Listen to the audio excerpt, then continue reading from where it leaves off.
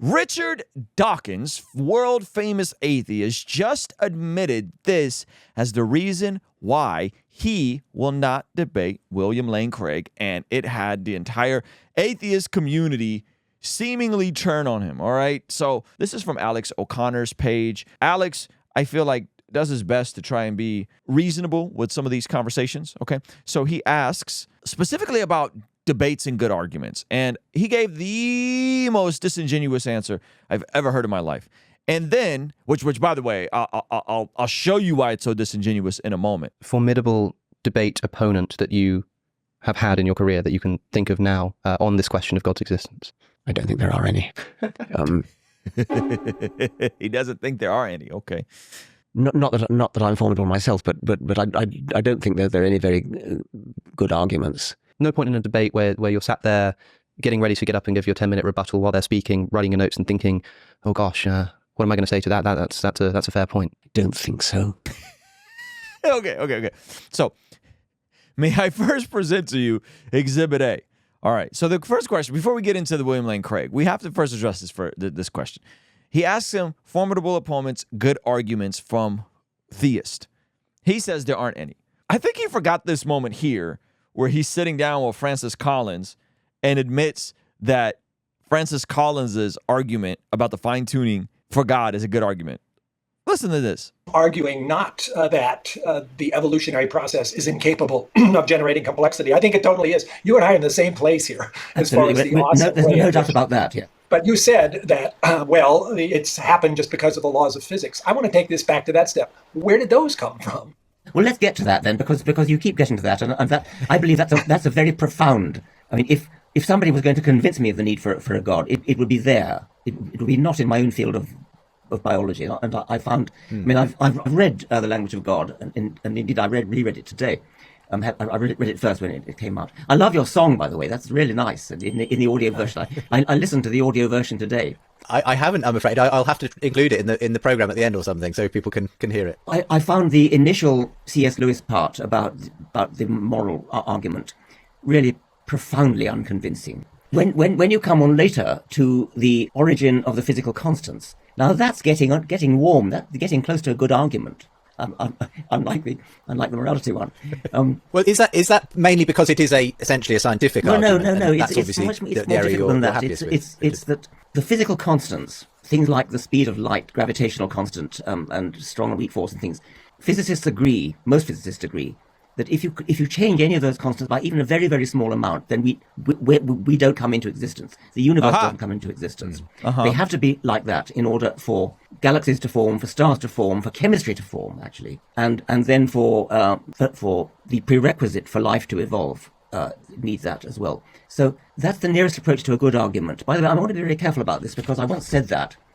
I'm not going to mention the name of the man I was having a debate with. He seized onto that later and then. Yeah. Yes, he did. So he acknowledges that the fine-tuning of the universe is near a good argument. Why? Well, because when you look at the physics, there's no way that we could have came into existence without the universe being specifically fine-tuned. Yet, in this conversation, notice how different his temperament is. Your 10-minute rebuttal while they're speaking, writing your notes and thinking, oh gosh, what am I going to say to that? That's a fair point. I don't think so. I don't want to sound arrogant. It's not that I've got great points. It's just that I don't think there are any good points to be made. And maybe it's something about the debate form. Now, is it me, or is that a overt contradiction between these two clips? And this isn't even that long ago. This is a year ago where he concedes this when he's sitting with Dr. Francis Collins, who's a very accomplished scientist, and acknowledges that this is a good argument. Now, let's get to the William Lane Craig part. Format as well. Everybody's so prepared that Yes. You're rarely caught off guard. Yes. I mean, the sort of professional debaters on behalf of religion, people like William Craig, I've no time for him. I mean, he's got this sort of loud, rather pompous voice, and he says premise 1, deduction 2, and things like that. And Richard Dawkins calling William Lane Craig pompous. Maybe the most kettle calling the pot black moment I have ever experienced in podcasting. 2, he goes, premise 1, deduction 2. You mean a good argument? You mean a good formulated argument with premises and reasoning and reducing ideas to their logical conclusion? Huh? I've had William Lane Craig twice on my podcast, and I always had a good experience with him. Having said that, I didn't debate him. I don't know what that... Alex is almost taken aback. Like, wait a minute, I had William Lane Craig on. William Lane Craig is great. He's awesome. What do you mean? Would be like. It's something you're not interested in doing, debating William Lane Craig? Or having a conversation perhaps with William Lane Craig? I have done. I've vowed not to. I feel such contempt for him because of his... I don't know whether you've seen what he says about the Israelites slaughtering the Midianites and instead of saying what any decent theologian would say, well, it never happened, and this is just an Old Testament story, he says, well, the Midianites had it coming because they were so sinful. And then if you worry about the Midianite children who had their brains beaten out of them, that's okay because they went straight to heaven. And that finishing him. So his issue with William Lane Craig is that he's theologically consistent. That, yeah, no, those stories happened because those people were sinful, but the babies and the children, they if that actually occurred the way it's seeming and it's not hyperbolic, well, they went to heaven. He's upset because of that. Him off, as far as I was concerned. Now, for me, I actually wrote a piece in the Guardian saying why I will never have anything to do with him. I can see why you might sort of look at something like that and say that's an evil thing to think. That's an evil thing to say. I don't want to debate this person. Listen to Alex's next point. So he goes, you won't debate him because you're saying he believes evil things. Not that he's done evil things, because he believes evil things. But listen to what Alex points out brilliantly. A few moments ago, you told me that the idea of the New Testament in general about being born in sin and needing salvation is an evil idea. Yes. And yet that's an idea that many of the opponents that you have spoken to will have believed. They believe evil. Oops. Wait a minute. You said that all of the beliefs in the Bible, in the New Testament, these things are evil, yet you've debated other folks that believe the same thing. Why is that?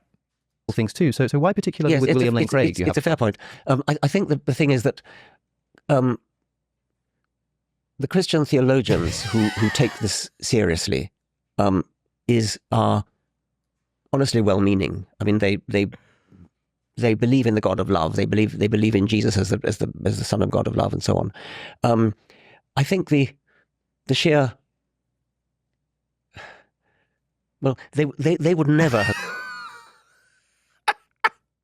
The grasping for straws when being cornered by a fellow atheist. You won't debate this guy. I've had him on twice. But you've debated people that believe the same things. So you won't believe him because of ideas and thoughts. But you've debated other people who hold the same ideas. Thought that seems a bit inconsistent. He's just grasping for anything. Have defended the slaughter of the Midianites and the Jebusites and things in the book of Joshua as somehow justified because the Midianites were sinful. If the Midianites were doing the worst thing imaginable, to him the worst thing imaginable is slaughtering and genocide. But if they were doing that to themselves, wouldn't that allow for justice from God to prevent further genocide that he has right? Like that, doesn't that? No? I think it's an order of magnitude worse there. Perhaps you would disagree with that. Maybe. I mean, I think there's a sense in which a Christian who believes in the historicity of the Old Testament, I mean, the Midianites might be... I'm sometimes told it's complicated by the fact that it's Moses who instructs the slaughter of the Midianites, but it seems clear to me that this is sanctioned by God. I think that a Christian who believes in the historicity of the Old Testament just has to believe that whatever happened there was somehow okay with God, was somehow moral. Now, I agree that to me is a criticism I make all the time. How could this be moral? But I also say, how could it be moral that God allows children to get cancer? How could it be moral that, yes. God, and I suppose the thing that I would say is that if you pressed a Christian, well, if there's a good God, why do children get cancer? They just have to say something like, there must be some reason for this. There must be some explanation. Yes, I suppose that if they really do... Well, I think this is the problem of evil, right? This is the issue with evil. Why does a good God allow for bad things to happen? And he's saying there has to be a reason for it. It could also be that the world is sinful and the world is broken. And when you live in a broken world, bad things happen.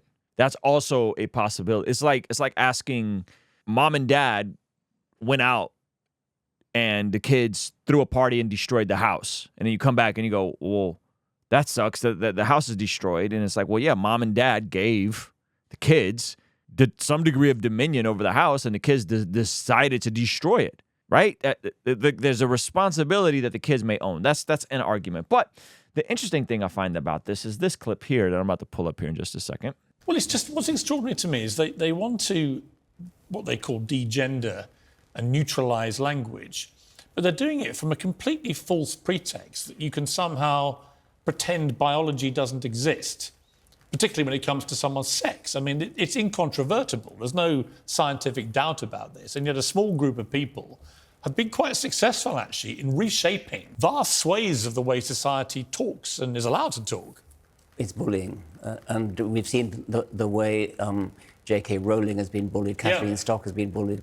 They've stood up to it. But it's very upsetting the way this tiny minority of people has managed to capture the discourse and to really talk arrant nonsense. The fact that he doesn't see the connection between the new atheism and all of this gender ideology and nonsense that has swept the world is amazing to me. The fact that supposedly the new atheism has prevailed in making the world more secular, and then as the world, or specifically the West, has become more secular, there's been this flood of all of the stuff that we're dealing with now that he disagrees with. He's now saying, oh, well, yeah, that's not okay. And in the process, he himself got canceled by the far radical left for saying basic common sense stuff about things like biology, right? It's fascinating. Well, I'm astonished that they don't see the correlation between these ideas of removing God and making the world more secular and what that got the West, right? And what that got the West. So we see, according to the Bible, that prayer is extremely important in terms of us being transformed from the inside out when we get aligned with God's will. For the Christians watching this channel, I want you guys to implement these spiritual disciplines in your day-to-day life. And the only way I've been able to do this consistently is through writing down my prayers in a prayer journal that does a few things. One, it allows me to reflect and come to God humbly and ask him to move on my behalf. And two, it allows me to document my prayers, which ultimately help me remember the very things that I was praying for and see the hand of God tangibly in my life when he answers them. So I would urge you, consider writing down your prayers. It could be in a blank notebook. It could even be on your phone. Or you could check out the one I personally designed and used from my own quiet time and spiritual discipline that I think will be a huge blessing. It's the exact structure and system that I've used for years to pray and be more consistent in my spiritual disciplines. You can pick yours up today by clicking the link in the pinned comment below. All right, I'll see you over there. Peace.